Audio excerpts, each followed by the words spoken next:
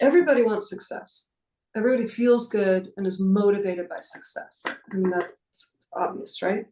I mean, but haven't you been in a situation where somebody sort of pushed you ahead and you knew you weren't ready for what was coming? They just went, oh yeah, you know, you're good. And you're like, I'm not good and I know it. And this is going to suck for me. So I've been in a lot of those situations. Doing that to kids is messed up. Because you're just setting them up to fail and they feel insecure the whole time. But if you give them motivation after motivation after motivation by incremental progress, so we're going to start them here, they're going to succeed, they're going to feel great about it. Now we're going to take a tiny baby step and we're going to do that, they're going to feel awesome, and they're going to take another step, and then all of a sudden they're going to see they went a mile with baby steps and they're going to start to feel great. So really that's in essence how we do it. We tier all of our movement within the movement patterns. So tier 0 we call movement skills, and those are pieces and parts of movements that we talked about. And tier 1 would be movements that can be slowed down into tempo style. So within the hinge pattern, that would be picking something up off the ground or deadlifting. Tier 2 would be something that requires speed. So that'd be something like the kettlebell swing. It's not a kettlebell swing if you doesn't have speed, or two-hand med ball throw for height. And then tier 3, it's something that is 2 or more movement patterns that can be added together, or a change of direction, so something like Olympic weightlifting.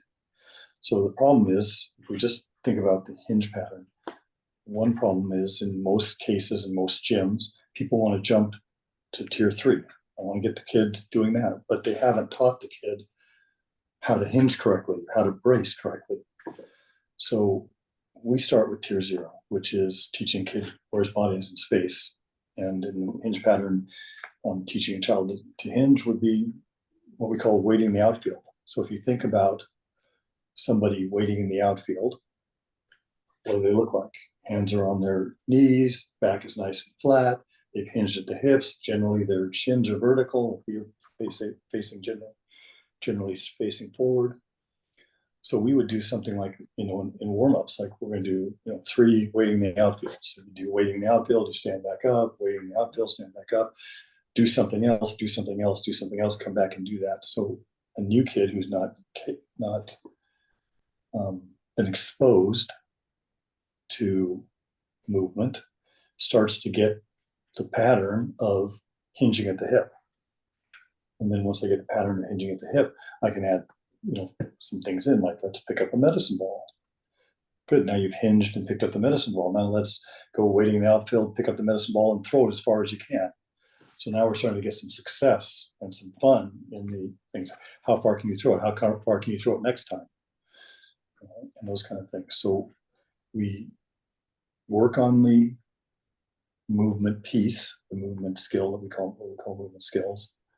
Add that together with something that's easy. It can be done slowed down and done tempo style or paused.